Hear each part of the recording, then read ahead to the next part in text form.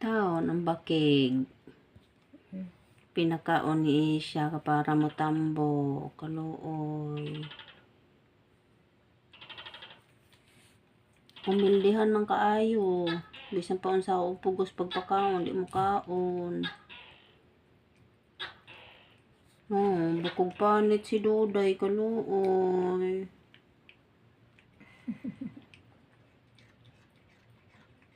Ay, kaluoy. Birisi, kay chichiri ang paborito.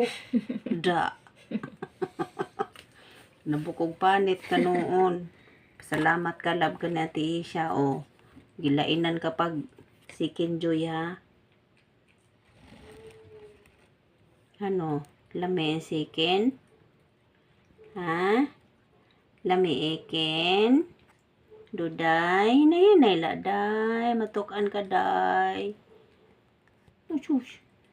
Asus.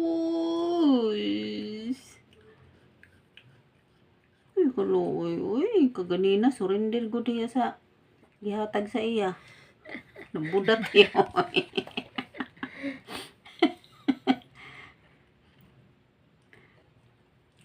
Siradaan ng portahan kaya para makasolo si Duday. Paano yung matataba na nangingi pa din? Merienda niya.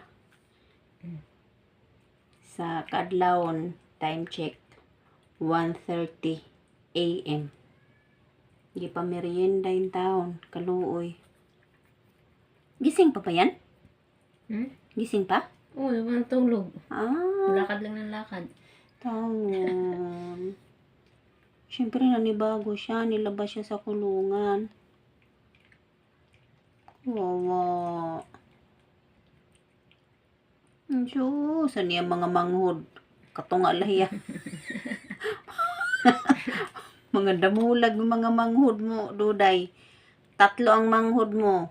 Si Batchog, si Apia, 2 lang. Namatay yung isa eh. 2 lang manghod niya. Hindi, sabihin ko sana si Pungkan. Pamangkin niya pala si Pungkan eh. Ang kapatid ni Jogjog. O, inom tubig ha, day ha. Kahuman na ha, Ang inom dami niya tubig na ha. nakain. Ang laki niya eh. O, kaya nga. Diyos, lablamati siya yan. Ay, buyag. Inom na po diya vitamins ka ganina, oy. Ayan, bumawi ka ha. May pumunta sa labas na. May nanoktok sa